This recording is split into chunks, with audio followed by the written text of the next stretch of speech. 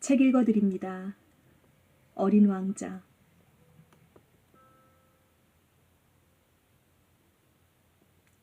우물 옆에는 무너져가는 옛 돌담이 있었다.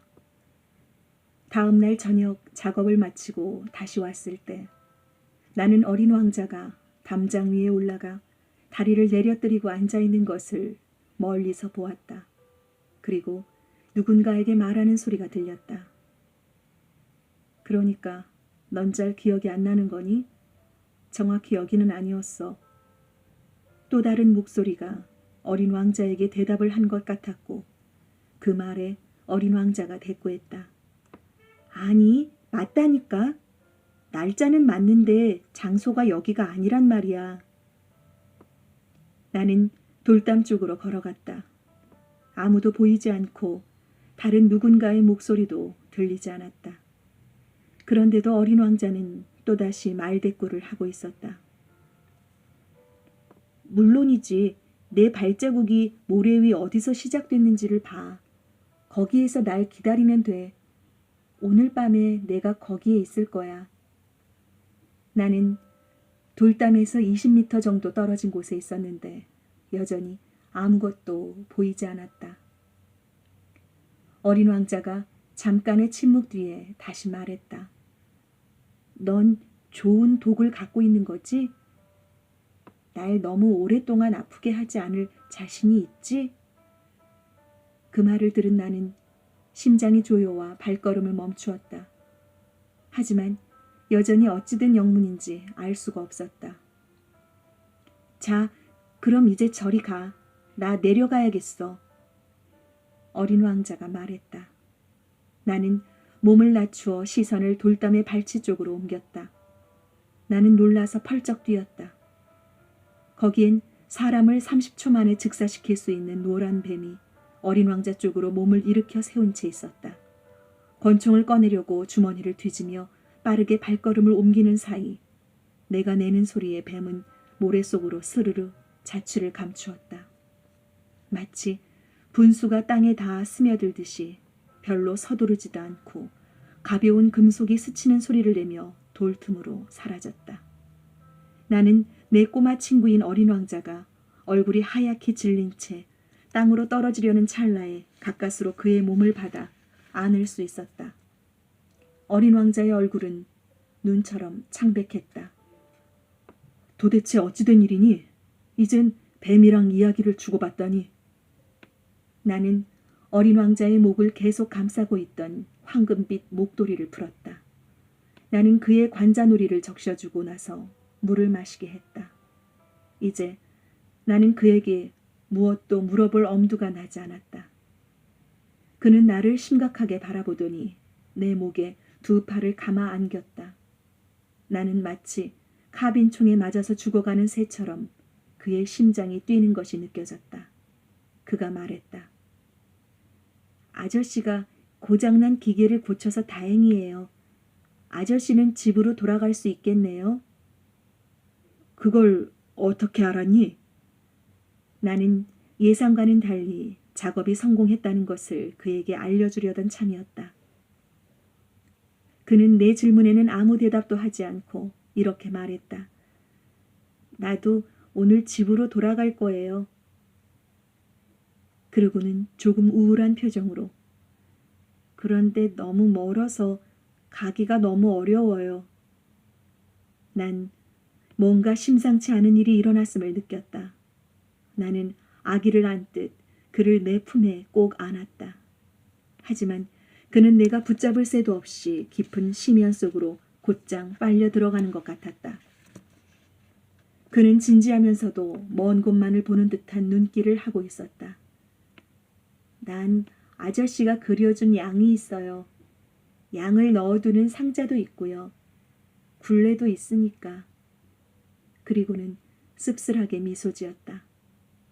나는 오랫동안 기다렸다. 그의 몸이 조금씩 따뜻해지는 것을 느꼈다. 얘야, 넌 겁이 났었나 보구나. 물론 겁이 났을 것이다. 하지만 그는 부드럽게 웃으며 말했다. 오늘 저녁엔 훨씬 더 두려울 것 같아요. 이제 돌이킬 수 없는 일이 벌어지고 있다는 느낌에 내 몸은 얼어붙는 것 같았다. 나는 이 웃음소리를 다시는 들을 수 없을 거란 사실을 견딜 수가 없었다. 그 웃음소리는 내게 사막 속의 샘과 같은 것이었다. 얘야, 네 웃음소리를 다시 듣고 싶구나. 하지만 그는 나에게 말했다. 오늘 밤이 딱 1년이 되는 날이에요. 오늘 밤 내가 작년에 떨어졌던 바로 그 자리 위로 내 별이 오게 돼요. 꼬마 친구야, 뱀 이야기, 만날 약속이나 별 이야기는 모두 그저 나쁜 꿈이었겠지. 그는 내가 묻는 말에는 대답을 않고 또 이렇게 말했다. 중요한 것은 눈에 보이지 않아요. 그건 그렇지. 꽃도 마찬가지예요. 아저씨가 어떤 별에 있는 꽃 한 송이를 사랑한다면 밤에 하늘을 쳐다보는 것으로 달콤함을 느낄 거예요. 모든 별들에 꽃이 피어 있을 테니까요. 그건 그래. 물도 마찬가지예요. 아저씨가 나한테 먹여준 물은 음악 같았어요. 도르래와 밧줄이 내는 소리와 함께. 기억나죠? 정말 물맛이 좋았어요. 그래. 밤에 별을 바라봐요. 내 별은 너무 작아서 어디에 있는지 정확하게는 알려줄 수 없어요. 하지만 오히려 잘 됐어요. 아저씨한테는 내 별이 저 많은 별들 중 하나일 테니까요. 그럼 아저씨는 별이라면 다 좋아하게 될 거예요. 모든 별들이 다 아저씨의 친구가 될 거예요. 내가 아저씨한테 선물을 하나 줄게요. 그가 또 웃었다. 꼬마 친구야, 내 꼬마 친구야. 난 너의 그 웃음소리가 좋아. 바로 이게 내 선물이에요. 물이 우리에게 선물이었던 것처럼요. 그게 무슨 말이니? 사람들은 저마다 다른 별을 갖고 있어요. 여행하는 사람들에게 별은 길잡이겠죠. 또 어떤 사람들에게 별은 그저 반짝이는 작은 불빛일 거예요. 학자들에게 별은 풀어야 할 문제일 거고, 내가 만난 사업가에겐 별은 황금으로 보였죠. 하지만 저 모든 별들은 말이 없어요. 아저씨는 누구도 갖지 못한 별들을 갖게 될 거예요. 그게 무슨 말이니? 이제부터 아저씨는 밤하늘의 별을 바라볼 때면 그 별들 중 하나에 내가 살고 있을 거니까, 거기에서 내가 웃을 거니까 아저씨에겐 모든 별들이 다 웃고 있는 것처럼 보일 거예요. 그러니까 아저씨는 웃을 줄 아는 별을 갖게 되는 거예요. 그는 또 웃었다. 그리고 아저씨가 어느 정도 슬픔을 잊게 되면 나를 알게 된 것을 기뻐하게 될 거예요. 아저씨는 언제나 내 친구일 것이고 나와 함께 웃고 싶을 거예요. 그리고 가끔 그냥 창문을 열겠지요. 아저씨가 하늘을 보며 웃는 걸 보고 아저씨의 친구들이 이상하게 생각하겠죠. 그럼 아저씨는 이렇게 말해주는 거예요. 그래, 맞아. 별을 바라보면 난 언제나 웃음이 나와.